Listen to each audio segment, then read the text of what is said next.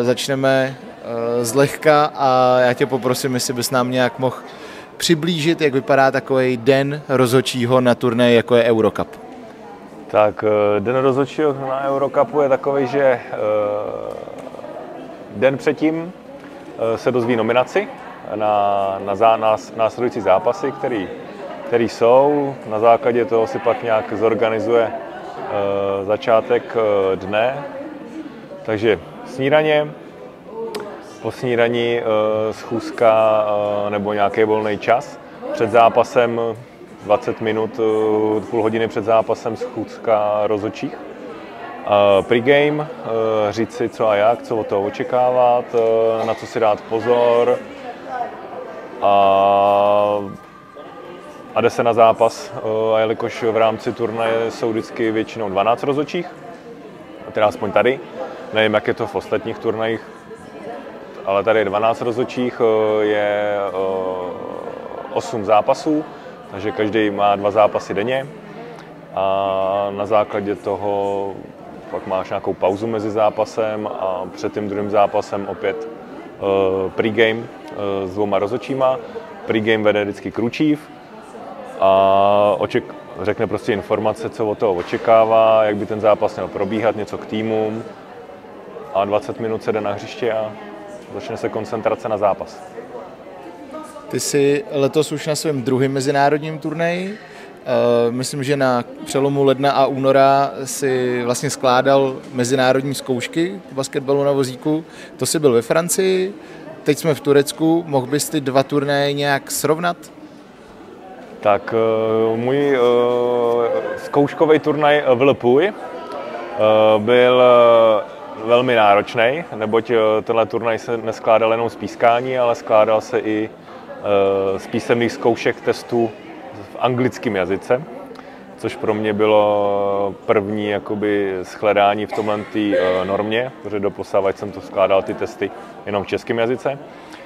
A ještě následovaly fyzické testy. Nejhorší na tom bylo asi mentální jakoby vytížení, neboť ráno jsem vyjel z Hradce, já nevím, třeba v 6 ráno, na letiště, cesta s přestupem, pak dlouhá cesta z letiště ve Francii, nějaký organizační věci a tedy. A o 10:30 jsem psal testy, což bylo jako fakt hardcore. Ráno jsem běhal fyzické testy a potom mě čekaly 3 zápasy. Jeden z těch 3 zápasů byl i zkouškový. Na základě tím pádem rozhodčí má 3 možnosti složit ty zkoušky. Je to tam teda daný posloupně. Pokud nenapíše písemný, tak pro něj vlastně jakoby šance končí. Když napíše písemný, neuběhne, tak to pro nějaké končí. A když splní tyhle ty 2 části, tak potom má 3 možnosti, nebo podle toho, kolik zápasů má, tak má možnost složit ty zkoušky.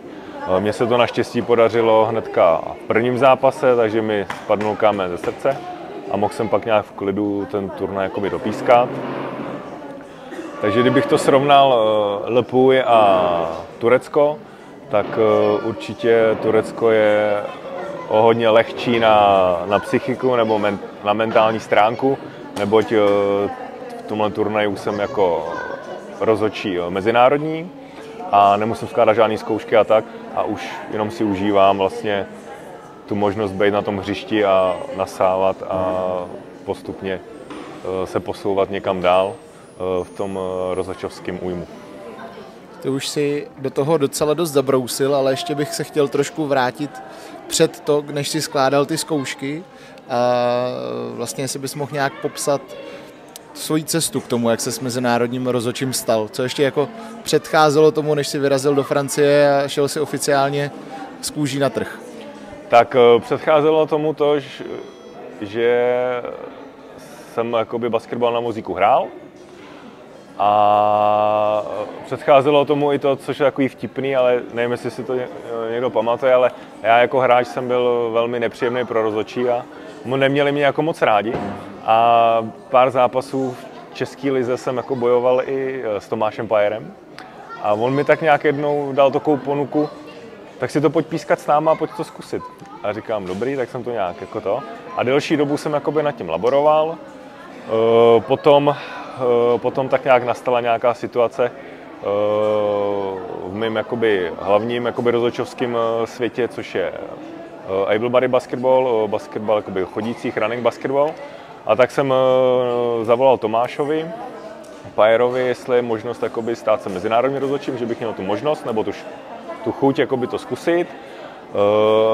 Na základě toho jsem ještě pár telefonátů zavolal Petrovi Tučkovému kvůli nějakému věkovému limitu a tak, jestli tam je nějaký, protože v normálním basketbale je limit 35 let. A jelikož tyhle ty všechny podmínky jsem tak nějak jako splňoval, že tam ten věk nebyl a tak jsem zažádal federaci, tebe, poslal žádost, že bych se chtěl stát mezinárodním rozhodčím. A na základě toho mi bylo řečeno, že jo, proč ne, ale že tomu musím trošku té federaci něco dát, tak jsem začal pískat i Českou ligu pravidelně. Předtím jsem jí pískal jakoby tak nějak na oko, občas nějaký turné. A čas dal čas a jel jsem do Francie. Dostal jsem pozvánku nominační na turnaj do Francie a takhle začala a probíhala moje cesta na mezinárodního rozhodčího. Pomohlo ti nějak to, že jsi vlastně byl aktivním rozhodčím na nejvyšší úrovni toho zdravého basketbalu v Česku? Tak pomohlo mi to určitě v mechanice 3, Free PO, což jakoby na tom si velmi jakoby zakládají ty observeři a referee koučové. Takže to mi dalo jakoby hodně. A druhá část, která mě hodně pomohla, je zkušenost, dlouhodobá zkušenost i na vyšší jakoby profesionální linii soutěži, že jsem hrál aktivně basketbal na vozíku. Ty už si naznačil to, že jsi byl nepříjemný pro rozhodčí jako hráč. Jaký to je být teďka na druhé straně barikády v uvozovkách? Užívám si to. Neboť vím, jak jsem se choval já a vím, jak na to reagovat. A teďka jim to dávám jakoby to, co oni dávali mně, tak teďka já to dávám těm hráčům. A je to jiný. Vlastně já zápas nemůžu prohrát. Já vždycky vyhraju, protože jdu do zápasu jako rozhodčí a nemůžu prohrát, takže je to jakoby odlišný. Sice mi to chybí, že nejsem jako na té druhé straně, protože mě to bavilo, ale jak se říká, nejde sedět na dvou židlích najednou. A zvolil jsem tuhle cestu a nelituju toho. Jaký jsou z tvýho pohledu největší rozdíly mezi pískáním basketu zdravýho, běhacího a basketu na vozíku? Velký rozdíly, ne velký, ale rozdíly tam jsou v mechanice, neboť basketbal na vozíku se hraje spíš v low postu, v paintu, což je vymezený území pod košem, takže máme pozici lead, center, trail, tak v téhle pozici se to liší než v normálním basketbalu. Ty pozice jsou jinačí, jiný pohyb a tak. Ohledně pravidel tam za stolik změn jakoby není, nebo rozdílů. Neexistuje přerušovaný dribbling například, noha neexistuje, i když by se to dalo brát jako vozejk, ale noha neexistuje. Vyjetí z autů, což v normálním jakoby basketu běžet autem můžu, ve vozíčkářském nemůžu, protože to je jakoby získání výhody. A jinak se tam posuzuje i sledování těch hráčů, neboť v normálním basketbalu je potřeba sledovat celé tělo a převážně vršek těla, kvůli střelbě a tak. Tady je potřeba primárně sledovat vozík, neboť vozík slouží jako tělo toho hráče. A je potřeba vždycky přečipovat, takže vždycky chvilku mi trvá, než když přijedu z turnaje a jdu pískat normální basket, tak přečipovat a uvědomit si, že zase nejsem na vozečkářském, ale že jsem na normálním basketu a naopak. Ještě se vrátím narychlo před ten zápas, když jsi říkal, že máte nějakou poradu rozhodčích a tak dál. Máš nějaký svůj specifický předzápasový rituál, který před každým zápasem děláš? Nemám. Já vždycky říkám, můžeme si k zápasu říct vždycky jakoby cokoliv a tak, ale vždycky ukáže první minuty toho zápasu, takže vlastně většinou ten pregame je vlastně ještě lepší až v tom zápase, neboť před zápasem si můžeme říct cokoliv, ale stát se může vždycky něco jiného na tom hřišti, takže nemám jakoby nic specifického, vždycky do toho zápasu jdu, aby se povedl a to asi tak vše. Dobrý. Jaký byl prozatím tvůj jako nejtěžší moment tvojí rozhodcovské kariéry? Je mi asi jedno, jestli v basketu na vozíku nebo v able-bodied basketball. Tak to si pamatuju velmi dobře. Byl to zápas byl to normální running basketball a byl to zápas Slavia Praha Olomoucko. A na konci zápasu byla taková pofiderní situace, kdy, jelikož v hale na Slavii autová čára v jednu chvíli končí, protože se tam hraje házená a začíná tam obloukový kruh. A byl konec zápasu, vyrovnaný utkání a já jsem byl tam out 50-50. Já jsem cuknul s rukou, ale píšťalka mi zůstala němá a hra pokračovala dál. A trenér hostí z Olomoucka, potom co skončil zápas a oni prohráli o bod, myslím, tak to nedokázal uníst a museli ho držet asi 4 nebo 5 stav z Olomoucka, aby po mně a po naší crew jako rozhodčích neskočil. Takže to byl asi takový jakoby moment, který jako bych asi nepotřeboval zažít znova a bylo to jako takový dost zajímavý. Když si naši diváci vybaví scénu z okresního přeboru, jak rozhodčí nakonec skončili v řece, tak předpokládám, že podobné situace se v dnešní moderní době na takovýhle úrovni absolutně nevyskytují. To se nevyskytují, ale může se stát, když půjdu do šatny nebo tak neskončím v řece, ale může mi skončit na hlavě třeba pivo nebo něco takového. Třeba vtipná příhoda tady z Jalovy. Český hráč tady hraje v Jalovi a známý náš komisař Luboš Peterka, tak jsme se právě nějak bavili a náhodně že jedeme za stejný termín jako by sem. A on se těšil hrozně, že pojede na zápas Jalovy. A když už měl jakoby odcestovat, tak zjistil, že vlastně ten zápas je stornovaný pro diváky, neboť diváci polili rozhodčí pivem. Takže tohle se děje. Neskončíme v řece, ale můžeme skončit mokrý. Dobře, mluvili jsme o tom, co je před zápasem, o nějakých rituálech, pak samozřejmě nastane samotný zápas. Je tam ještě nějaká porada po zápase, nebo prostě skončí zápas a jdete domů? Ne. Tím, že skončí nebo zazní signál konce zápasu, tím to nekončí pro nás. Po zápase následuje ještě postgame. Zápasy, nebo aspoň tady na tom turnaji a i ve Francii v Le Puy byli supervisor a ten hned po zápase má sestříhaný klipy live a hnedka po zápase následuje postgame a coaching v tom, co je potřeba zlepšit, co bylo v zápase dobře, co bylo špatně, co je potřeba zlepšit v mechanice, v rozhodování a co nebylo dobře písknutý, co bylo dobře písknutý.